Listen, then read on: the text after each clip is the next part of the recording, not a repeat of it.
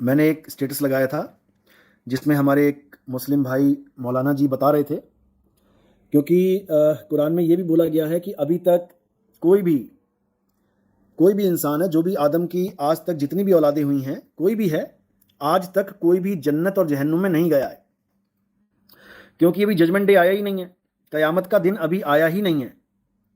तो कोई ना तो स्वर्ग जा सकता है ना ही नरक में जा सकता है। तो अभी कहाँ हैं वो लोग? बताते हैं कि वो लोग कब्रों में दफन हैं। अल्लाह का फरमान आएगा, कब्रें खुलेंगी, उनमें जो लाशें दबी थी, क्योंकि एक एक कब्र में हजारों लाखों लाशें दब चुकी हैं, एक एक कब्र में लाखों लाशें दब चुकी हैं आज तक। ये मत सोचना कि मेरे घर के पास कब्रिस्तान है, बस इसी में ही दबी हुई हैं। महाभारत में जब कर्ण को मारा गया था, तो उसका जो आखिरी उसकी इच्छा थी, उसकी इच्छा ये थी कि मैं ऐसी जगह मेरा संस्कार हो जहां पर उस हिस्से में, उस जमीन पे कोई संस्कार ना हुआ हो। तो कृष्ण जी ने वहां साफ मना कर दिया था कि इस दुनिया में ऐसी कोई जगह ही नहीं है जहां पर किसी का संस्कार ना हुआ हो, यानी जहां पर लाशें ना गिरी हों, जहां पर लाशें दफन ना हुई हों। इतनी भी जगह नहीं बची है इस दुनिया में। पता नहीं कितने लोग मर गए, दब गए, उसी में खप गए। कितनी बार कब्रिस्तान शहर बन गए, शहर कब्रिस्तान बन गए, कोई गिनती ही नहीं है। तो इस चीज से ऊपर उठ जाना कि केवल वही कब्रिस्तान है जहां पर तुम्हारे घर है उसके पास में ऐसा नहीं है। पता नहीं कब्रिस्तान के ऊपर ही तुम्हारा फ्लैट बना हो, तुम्हारा घर कब्रिस्तान के ऊपर ही हो।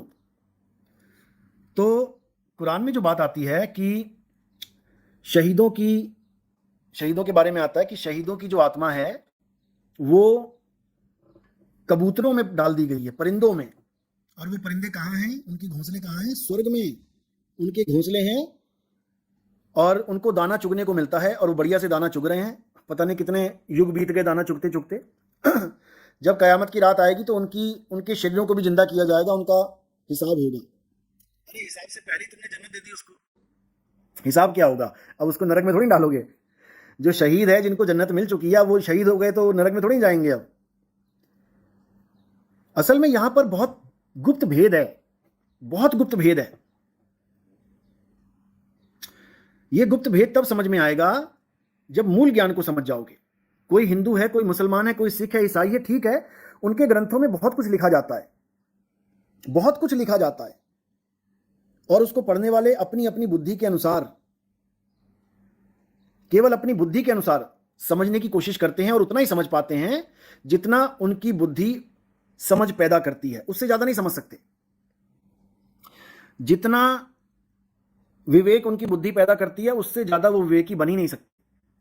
अब वहां पर कबूतर और घोंसले और दाना लिखा है, तो उन्होंने कबूतर और घोंसले और दाना ही मान लेना है, उसको बदल नहीं सकते वो। क्यों? क्योंकि लिखा है, इसलिए वो लिखे पढ़े लोग हैं, लिखी हुई बात को पढ़ने वाले लोग हैं, पढ़े लिखे नहीं हैं। पढ़ के समझ के उसको सही से लिखने वाले लोग नहीं हैं। इसमें फर्क होता है।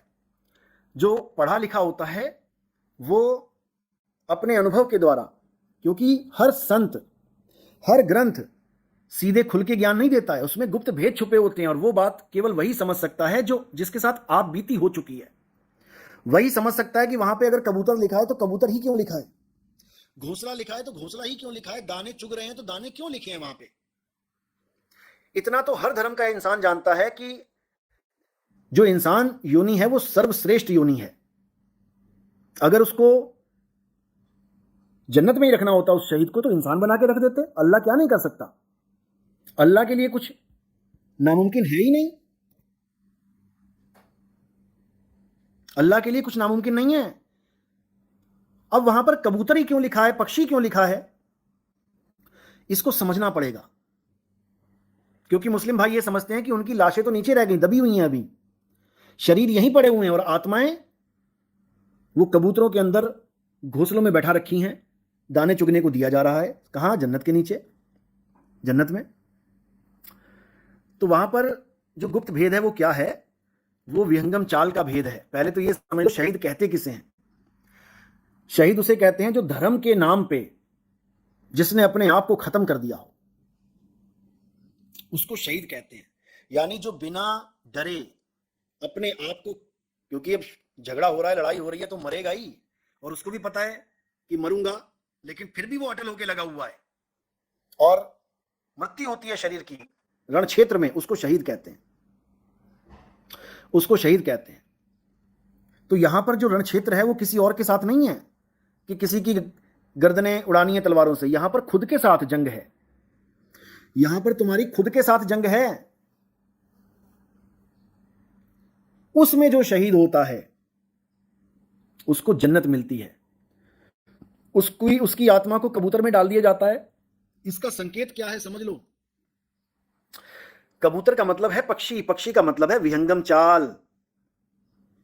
विहंगम चाल से वो आत्मा कह लो, जीवात्मा कह लो, वो विहंगम चाल से घोंसला यानी उसका पक्का ठिकाना, वो घोंसले तक पहुंच जाती है। और दाना जो चुगने को मिल रहा है वो क्या है? सत्य नाम है भोग तुम्हारे, वो कभी खत्म नहीं होते दाने, वहां कोई भूख नहीं लगती। वो सतनाम का भोग, निर्मल भोजन हंसा पावे, शब्द धुनन की खीर, छपोरे मन केवल नाम कबीर। तो ये सब संकेत हैं कि कौन से घोंसले में पहुंच जाएगा वो, कौन सा दाना खाएगा वो, और कैसी चाल से जाएगा वो। ये सब कुछ कुरान में समझा दिया गया है, समझदारों के लिए इशारा है वहां पे। शब्द विहंगम, विहंगम का मतलब होता है पक्षी की चाल। कबीर साहब कहते हैं जो मालिक को प्राप्त करेंगे वो कौन सी चाल से प्राप्त करेंगे? पक्षी की चाल से प्राप्त करेंगे। ईसाइयों के यहां भी इसीलिए कबूतर को दिखाया जाता है। आप ईसा मसीह की फोटो देखेंगे तो उनके पास कहीं ना कहीं कबूतर जरूर होगा, दिल बना होगा, दिल में कबूतर होगा। वो कबूतर किसकी निशानी है? विहंगम चाल की निशानी है। शब्द विहंगम चाल हमारी, शब्द विहंगम चाल हमारी, कहे कबीर सतगुरदई तारी, खुले कपाट शब्द झनकारी, पिंड यंड के पार सो देश हमारा है, कर नैनो दीदार महल में प्यारा है। ये समझ लो, क्योंकि यहां पर विहंगम चाल की बात चल रही है। केवल विहंगम चाल से ही आप वहां पहुंच सकते हैं, और उसके बाद आपको पक्का घोंसला मिल जाएगा। आराम से उसमें रहिए, कोई दिक्कत नहीं है, वो अचल स्थान मिल जाएगा। और जितने मर्जी दाने चुगिए, वहां कोई कमी नहीं है।